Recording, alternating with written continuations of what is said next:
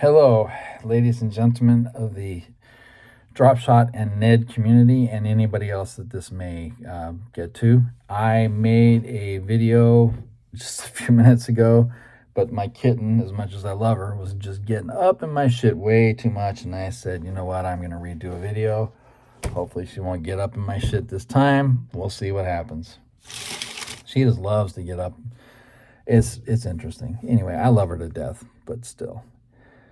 I'm going to go over some aspects of canal fishing real quick.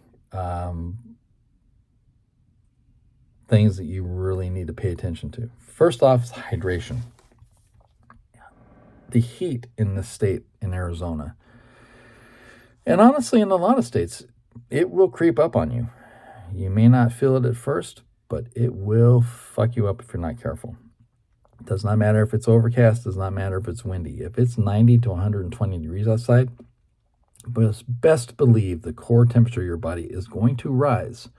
And if you're moving and if you're carrying a lot of shit, guess what? It's going to rise quicker. So keep hydration on you. I do not recommend really iced water because you're heating up and breaking your core back down. It's really not that good for your body. I take room temperature in a 40-ounce carabiner type bottle that I have. It works good for me. But I did 4 miles, 2 out and 2 back Friday when I took my kitten in to get spayed. And by the time I got back, my water was almost gone. It had been quite a few hours because I was killing the bass, honestly. And when I got in the car, I knew I was overheated still. So you've got to be cognizant of that. Some people I've seen take the camper piss things with them. I don't know that I would do that. Do not like to pee in my environment. So if I find an intersection and there's a convenience store, I will politely ask if I can use the bathroom. And a lot of times they'll be really polite about it and say yes. And I will usually buy a drink of some kind, probably more water, and go about my canal business. Now, I don't get the electrolyte things like Gatorades and all those because they are loaded with shit your body does not need. And just because they're giving you some sodium does not mean they're good for you, by the way. Gatorades, Powerades, they're horrible for your body. Just so you know if you'd like to drink them, because I used to. Never again. Only water. Green tea and water are the only two things I drink. I'll have a beer every now and then with my dinner. Green tea and water is the only two things I ever really drink. I'll have coffee in the morning. That's it. I'll have a cup. That's it. Okay. So let's get into the pack here. Now, I do 99% Ned. Okay.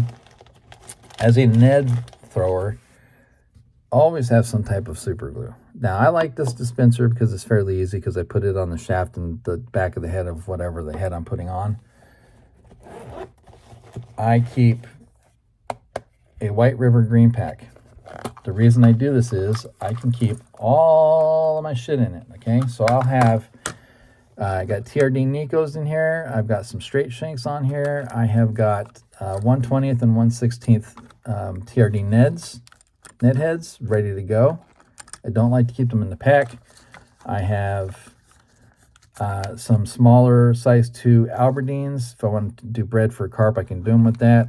I keep my Drop Shot mosquitoes, size 2 mosquito light. I have regular size 2 mosquitoes because they're really cheap at Walmart, and they work great for carp with bread. And they actually are heat treated, so bending them out is really not that easy. I've got Eagle Claw size 2s because they're super cheap at Walmart and are very, very strong. I have size 1s for more finesse type heavy cover if I want, or if I want an eco, a bigger bait. Easy way to do it. I keep these size 4s for my finesse heavy rig, but I've got a single swivel on it right now because I ran out of these, and I like to keep my swivels to where I don't lose them because, well, they're kind of small.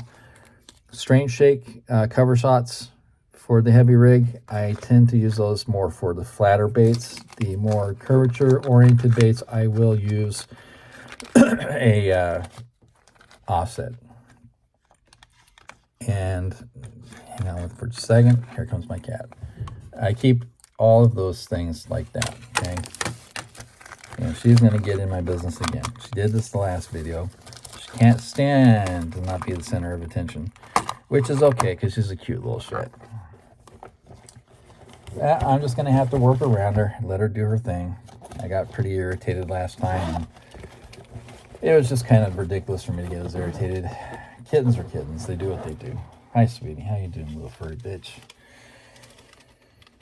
So that's why I carry that small pack. I have cargo pants that I wear. They're really breathable, like ripstop material. There's a slot for my phone on the side, which is convenient because when I sit down to get a fish, it tightens up. My phone won't come out accidentally.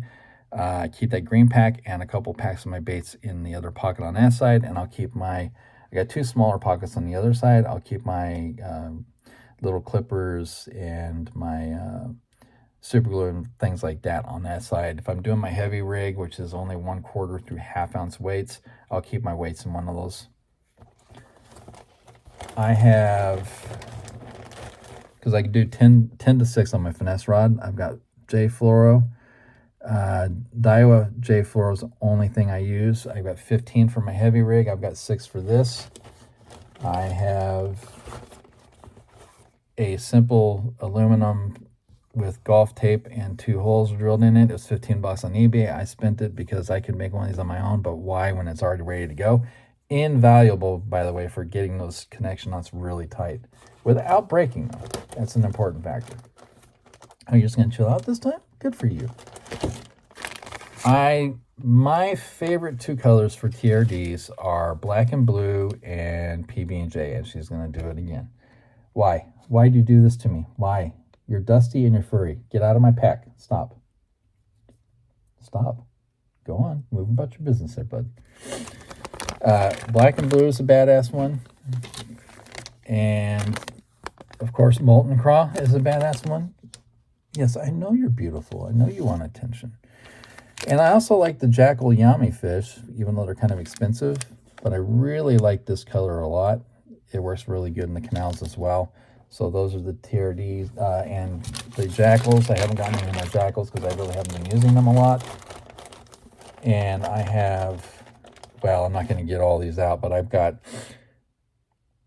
South African Special and Fall Craw Fat Packs. I've got Copper State Tackle. He's a really good guy, by the way. And you are a goof nut. Some white Gets It tubes, which are a staple in my pack, by the way. I put them on the flat BKK chaser heads. And hey, go play somewhere else. They work really well when other things won't. Yo, get off my phone. Get off my phone. Thank you very much. I rotate out baits quite often, and I like the 6th Sense Glitch 3.8. I've got Ghost Ice Minnow and 4K Sunfish, which is kind of a emerald shiner to me. They're both really good colors. Don't remember what this color is called. 5150 is another one I keep in my pack, but it's really smelly. I really want to be on a boat when I use those. Of course, Roboworm 4.5, Curly Tail, Oxblood. Can't fault that one. MM3, which is just a darker Morning Dawn. Phenomenal color. And of course, standard tail, same Oxblood. And then I've got 1/8 and 1/4. I do not go above 1/4 for drop shot. I got some needle weights in here for Nico. And that is primarily what I'm carrying right now for my drop shot. I have not been throwing a lot of drop shot. I probably could, but I just haven't been doing it lately. I despise drop shot, actually, which is funny because I've done 4 or 5 videos under the drop shot concepts of a redneck name on my YouTube, but it's because they're effective. God, they're effective. I sometimes will put the powdered liquid IV in my water because it actually helps pretty good, but I take as much water as I can carry. And I'll only take a couple packs of my baits and that green pack with the hooks and the heads. And you really are a beautiful kitty cat. You know that? You're a beautiful and lovely little kitty cat that loves to purr.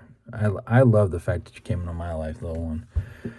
Um, yeah, I know. I'm being all doty. Here's a big fat redneck, talking to his kitten. I should. It's cost me $600 in the last 4 weeks. Jesus Christ.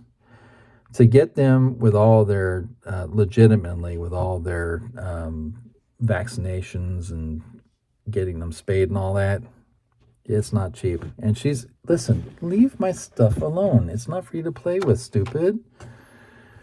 And now she's touching my glasses. They're worth it though. There's times where the purr and the meow and the companionship of a cat or the whine and wagging tail of a dog, it's just something that you can't explain how much better your life is when you have an animal in your life. And I've got my big old fluffy black tomcat butthead, and now this one. She was actually from the last litter from the cat that my roommate rehomed and didn't realize was not fixed and was pregnant the first time and didn't get her fixed and got pregnant a second time. So Springy here, I call her that because she jumps on everything. She is mine now, hopelessly. I'm just trying to get her not to jump on too much stuff and run too much because it takes about 14 days for them to heal, and they can rip their sutures. Just trying to keep her a little less active. I don't know what I'm going to do when I go back to work for, in 9 days they work because she's going to be home alone with Butthead, and Butthead doesn't like her very much. So we'll see what happens with that. It's a lot of stuff on my desk. She really doesn't play with it too much. She's only up here because she's playing with me. She likes to be tiptoey. She likes to be stealthy. I'm trying to get her not to rip her sutures, and she's really just giving me a run at it. She is a very stealthy cat. She's a very cat. Butthead is not much of a cat. He's really aloof in some ways, but I love him. He comes up and head bumps me and lays with me and all that when I'm watching my YouTube and my animes. So this one, though, she's like all up in my business all the time, aren't she? Sniffing around. Just being you, huh? Yep. So yeah, hydrate, number one. Hydrate all the time. If you find splits where there's convenience stores, go to the bathroom. You need to filter your system while you're hydrating. Take a dump. Sometimes that happens too. And just be careful, man. Pack as light as you can. If you go more than one rod on the canal, you're really just not doing yourself any good. Stop. You're such a pain in the ass. You just got to do whatever you can to keep your core temperature down. Shade, wherever you can find it. Convenience store, electrolyte water. Don't get the Gatorades and Powers. Those things are just nasty for your body, okay? Do as much as you can with as little as you can. It will save you in the long run. Unless you're one of those ones that parks at every intersection and moves, then you don't have to worry about that so much because you can keep stuff in your car. But if you're long haul on a canal, you've got to take everything into account.